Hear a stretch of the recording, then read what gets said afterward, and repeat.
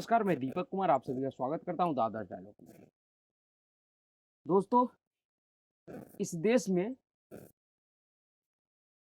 अब उन नेताओं को कहीं चुल्लू भर पानी देखकर डूब मरना चाहिए, जिन्होंने हिंदू आतंकवाद, भगवा आतंकवाद और न जाने इस तरह के कैसे-कैसे बयान दिए थे हिंदुओं को नीचा दिखाने के लिए।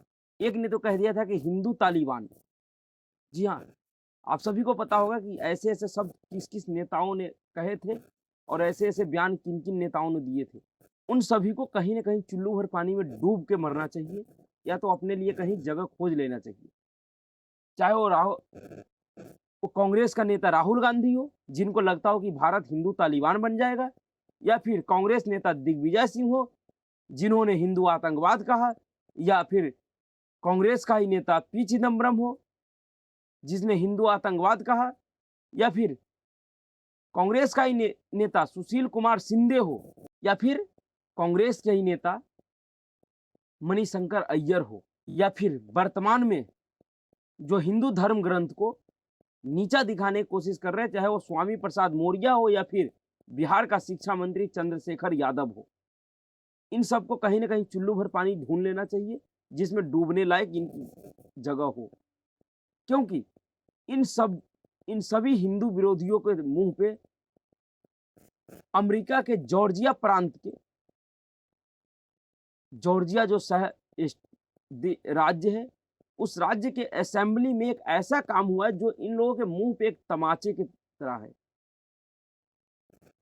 जी हाँ, दरअसल इस देश में और सिर्फ देश में ही नहीं, विदेशों में भी जो भारत के कुछ हिंदू विरोधी, चाहे वो नेता हो, पत्रकार हो या शिक्षक हो या फिर प्रोफेसर हो या लेक्चरर हो, जेएनयू यूनिवर्सिटी में भी बहुत से ऐसे लेफ्टिस्ट लेक्चर हैं, जिनको ऐसा लगता है कि हिंदू धर्म बहुत बेकार है। उनके ग्रंथ में बहुत सारी बातें लिखी गई, जिस सिलेक्टिव बातों को कहकर वह हिंदुओं के बीच में भेद पैदा करने की कोशिश करता है, उन सभी को कम से कम अगर थोड़ी भी शर्म बचा हो, तो जो जॉर्जिया में जो हुआ है, उस घटना के बाद मुंह पे कालिक पोत के चलना चाहिए।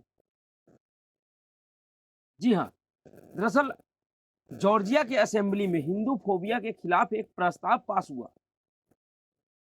शायद शायद यह इस तरह का पहला देश है जिस देश में हिंदू फोबिया के खिलाफ प्रस्ताव पास किया गया है, और यह पहला ऐसा सनातन धर्म है जिसके पक्ष में इस तरह का प्रस्ताव किसी विदेशी धरती पे, एक ऐसे देश में जिस देश की बहुसंख्यक समाज दूसरे धर्म से है, फिर भी उन्होंने हिंदू धर्म को पहचाना और उसके लिए एक प्रस्ताव पारित किया, जो इन तमाम सेकुलरिज्म के ठेकेदारों के मुंह पे तमाचा है, जो भारत में अपना दुकान सेकुलरिज्म के नाम पे चलाते हैं और हिंदू धर्म को नीचा दिखाने का काम करते हैं, हिंदू धर्म ग्रंथों को नीचा दिखाने का काम करते हैं। इन सब के मुंह पे जोरदार तमाचा है। जी हाँ, अमेरिका के जॉर्जिया असेंबली में हिंदू फोबिया, हिंदू धर्म के प्रति पूर्वाग्रह की निंदा करने वाला एक प्रस्ताव पारित किया गया है। यह इस तरह का कानूनी उपाय करने वाला पहला अमेरिकी राज्य बन गया है। हिंदू फोबिया और हिंदू विरोधी कट्टरता की निंदा करते हुए प्रस्ताव में कहा गया है कि हिंदू धर्म दुनिया का सबसे बड़ा और सबसे पुराना धर्म है और दुनिया के 100 से ज्यादा देशों में 1.2 अरब लोग इस धर्म को मानते हैं। तो यह प्रस्ताव है, यह किसी सेकुलर या किसी लेफ्टिस्ट या किसी हिंदू विरोधी एजेंडा में लगे हुए लोगों के अखबार का कोई न्यूज नहीं है, कटिंग नहीं है या कोई लेख नहीं है कि किसी व्यक्ति ने लेख लिखा है, या एक अमेरिका जो कि कई देशों का एक समूह है, उसमें से एक देश जॉर्जिया भी है, एक राज्य है। उस राज्य का अपना असेंबली है जिसका संख्या 236 सदस्यों का है, जिसमें 56 सीनेटर जिस तरह से हमारे यहाँ सांसद होते हैं, उस तरह से 56 सीनेटर हैं और 180 प्रतिनिधि हैं। उस सभा में जिसमें रिपब्लिकन और लोकतांत्रिक 2 पार्टी है अमेरिका में, इन दोनों ही पार्टी के लगभग थोड़े बहुत कम ज़्यादा से बराबर सदस्य हैं। इन सभी सदस्यों ने एक मत से इस प्रस्ताव को पारित किया है। तो इसको कोई बुद्धिजीवी गैंग के नेता या बुद्धिजीवी वर्ग के लोग लेख ना समझे। यह एक असेंबली में पास कराया गया एक पारित है, एक कानून है, एक प्रस्ताव है जिस पे आगे वहां कार्य होगा। प्रस्ताव में कहा गया है कि यह धर्म स्वीकार्यता, आपसी सम्मान एवं शांति के मूल्यों के साथ विविध परंपराओं एवं आस्थाओं प्रणालियों को सम्मिलित करता है। इस प्रस्ताव को अटलांटा की फोर्साइथ काउंटी से जनप्रतिनिधि लॉरेंस मैकडोनाल्ड और टॉन्ड जोन्स ने पेश किया। अटलांटा में बड़ी संख्या में हिंदू और भारतीय अमेरिकी समुदाय के लोग रहते हैं। और इसमें क्या कहा गया? प्रस्ताव में कहा गया कि अमेरिकी हिंदू समुदाय का चिकित्सा विज्ञान एवं इंजीनियरिंग, सूचना प्रौद्योगिकी, अतिथि, वित्त, शिक्षा, विनिर्माण, ऊर्जा और खुदरा व्यापार जैसे विविध क्षेत्रों में प्रमुख योगदान रहा है। इनमें कहा गया कि योग, आयुर्वेद, ध्यान, भोजन, संगीत और कला के क्षेत्र में समुदाय के योगदान ने सांस्कृतिक ताने बाने को समृद्ध किया और इससे अमेरिकी समाज में व्यापक रूप से अपनाया गया है तथा इसे लाखों लोगों के जीवन को सुधारा है। तो जो लोग भारत में बैठ के ज्ञान देते हैं ना, जो ज्ञानी कि हिंदुत्व अलग है, हिंदू धर्म अलग है, उन ज्ञानियों को कम से कम इन लोगों से कुछ सीखना चाहिए। कम से कम उन जाहिलों से तो अच्छा ये है जो हिंदू धर्म जो वास्तविक है उसको समझ रहा है। ये उन दलालों की तरह नहीं है जो कभी हिंदुओं को आतंकवादी बना दे, भगवा को आतंकवादी बता दे, भारत को हिंदू तालिबान बता दे और अपने आप को बहुत बड़े पढ़े लिखे लोग मानते हैं। दरअसल इसमें एक और बात कहा गया है। प्रस्ताव में कहा गया कि बीते कुछ साल में देश के कई हिस्से में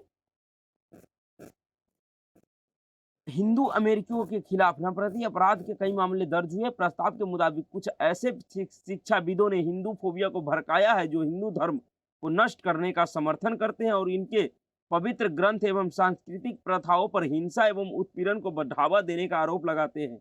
दरअसल यह उन जेएनयू गैंग के लोगों के लिए कहा गया है जो अपने आप को भारत में बहुत बड़े बुद्धिजीवी और शिक्षाविद मानते हैं, जो इस देश के पूरे भारतीय सनातन संस्कृति और इतिहास को मिटाकर एक तथाकथित गढ़ा हुआ सेकुलरिज्म नामक बीमारी से ग्रसित इतिहास रचा, लिखा और लोगों को भ्रमित करके रखा। ये उन दलाल इतिहासकारों के लिए भी है जिनको लगता है कि ये भारत 1947 में भारत बना, उससे पहले भारत नहीं था। यह प्रस्ताव आज भी साबित करता है कि भारत से बाहर भी जो सनातनी है, जो हिंदू समाज है, वो अपना छवि कैसा बनाते हैं। हिंदू समाज का जो पहचान है वो कैसे दुनिया के अलग दूसरे संप्रदायों से अलग करता है, किस तरह से हिंदू समाज को अपने हिंदू होने पर गर्व होता है। शायद इस तरह का ये पहला ऐसा प्रस्ताव है जिसको किसी विदेशी धरती पे एक ऐसे असेंबली में पास किया गया जिस असेंबली में बहुसंख्यक में दूसरे समाज है, ईसाई हैं। वो समझ रहे हैं कि हिंदू और हिंदुत्व क्या है, पर इस देश में बैठे हुए कुछ जाहिल, कुछ राजनीति के ठेकेदार, कुछ सेकुलरिज्म के बीमारी से ग्रसित लोग नहीं समझ पा रहे हैं कि हिंदू क्या है, भगवा क्या है। कितनी आसानी से हिंदुओं को आतंकवादी बता देते हैं, कितनी आसानी से भगवा को आतंकवादी बता देते हैं। कितने आसानी से भगवा को बलात्कारी बता देते हैं। इन तमाम ठेकेदारों को अगर थोड़ी-सी भी शर्म और लज्जा बचा हुआ है, तो या तो इनको माफ़ी माँगनी चाहिए देश के लोगों से, हिंदुओं से, या फिर अपने मुँह पे कालिख पोत लेना चाहिए। और आगे जब भी बोलें, तो कम से कम इस प्रस्ताव को एक बार ज़रूर पढ़ लें, उसके बाद ही बोलें। ख़ास करके हिंदू और हिंदुओं के खिलाफ प्रोपेगेंडा चलाने वाले लोगों के लिए यह प्रस्ताव बहुत ही महत्वपूर्ण है।